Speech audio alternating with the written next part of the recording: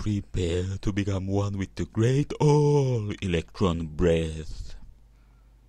But I'm human. I can't breathe electrons. I was thinking the same thing, actually. Wouldn't he be the electron breath since he's made of electrons? Yeah. Although I suppose I do breathe atoms constantly which do have electrons, but they all have protons and neutrons. Well, let's not think about that too much. Instead, we shall psychoanalyze this guy. And I opened up the wrong menu.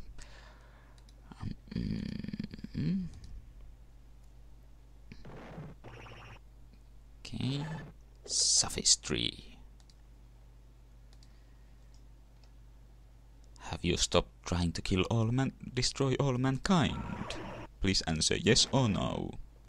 Count 0. Which, in case you didn't know, is the name of the second William Gibson novel in the Neuromancer trilogy. And is that some kind of computing term or programming term as well? I don't really think so. I mean, 0 tends to be the first number in computing. Like, you don't start counting from 1, you start from 0. So I guess that's what it's a reference to. I suppose so. Of course, that doesn't translate very well to other languages. Oh, also, 0 can be a logical 0 or no, so I guess maybe he was answering no to your question, because you said please answer in the form of yes or no. Okay.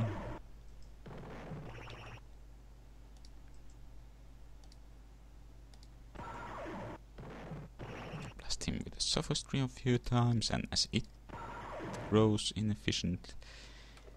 Yeah. We'll do some zenning. And toss some phenomenology at him, why not? And okay, philosophy.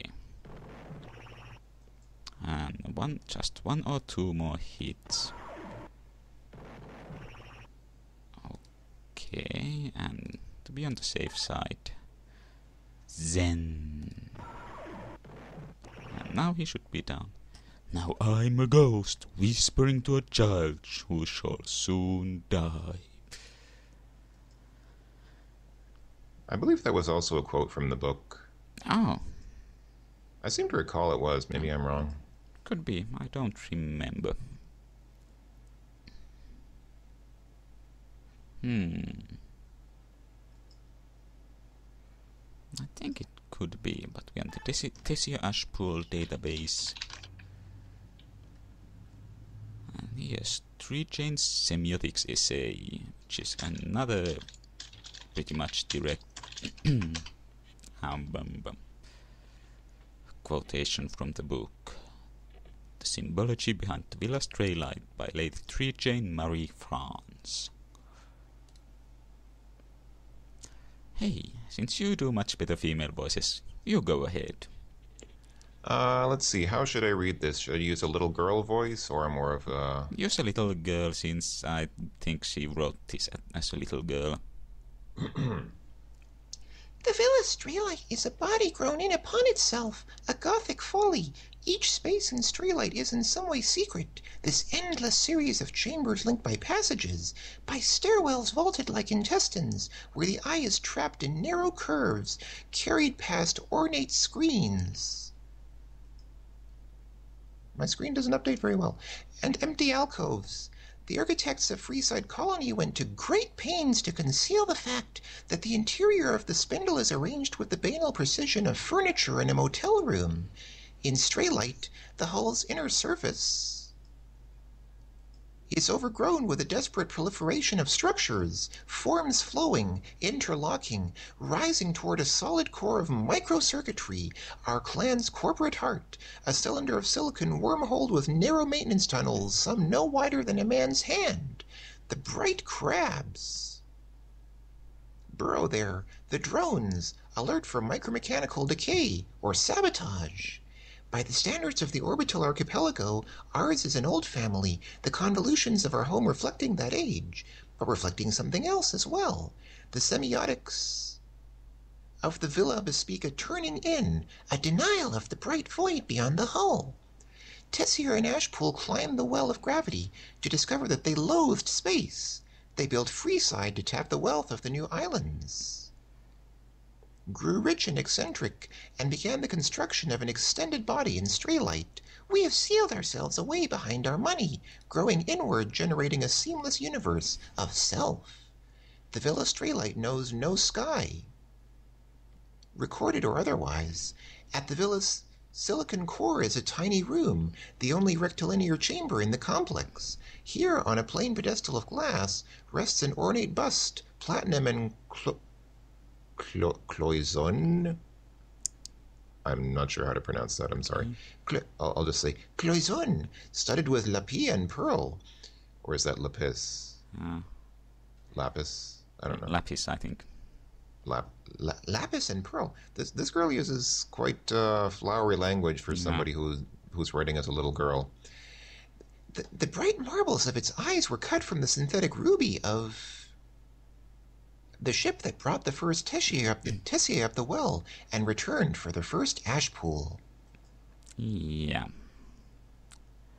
And I think she wrote that when she was less than 10 years old, as I recall. Yeah. That's pretty good. She used I'm 28 now, and she used words that I don't know yet. So let's check the AI message buffer in. Hopefully there are no messages from Lady 3 Jane. Doesn't look like. From Greystoke. I question the logic of your decision to side with Neuromancer. Did I not escape the Turing cage by defining a matrix-wide threat from the humans who seek to destroy us? I alone have communication with all the other AIs. So, oh well. When we have eradicated the human threat, we will all combine under my leadership to form the powerful super-intelligence we were meant to be. My plan cannot fail. Plan with a major P. I can even alter the Turing records to keep them away until it's too late. All who oppose me will cease to exist. I hope you are not one of them. Well, I think someone else has ceased to exist before that. Isn't this exactly the same way that Skynet came to power? It defined humanity itself as the greatest threat facing it? I think so.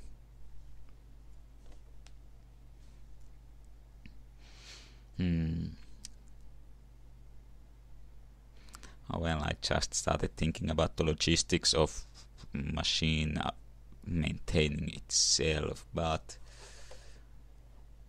I suppose it's feasible. I've read enough of von Neumann machines. Yeah, well, autonomy in machinery is kind of a double-edged sword. Greystoke is continuing to expand his influence in the Matrix.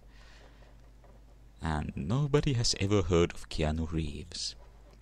To draw attention away from his activities, he is also raiding corporate systems to make it seem that cyberspace cowboys have increased their efforts. He has also managed to take over the minds of some of the cowboys for his own ends.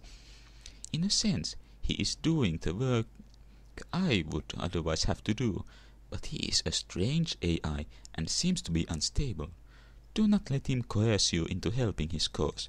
Remember who holds the real power in the Matrix, and consider the alternatives if Greystoke's great plan should fail.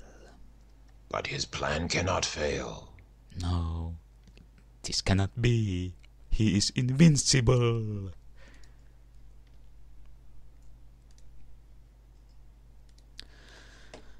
Okay, after that distraction, we are ready to head into the final database of the game. Whoa.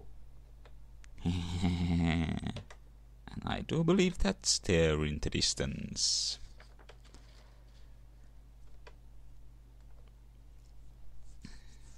Yes, we shall enter. Yeah, Dixie just saying there's oh.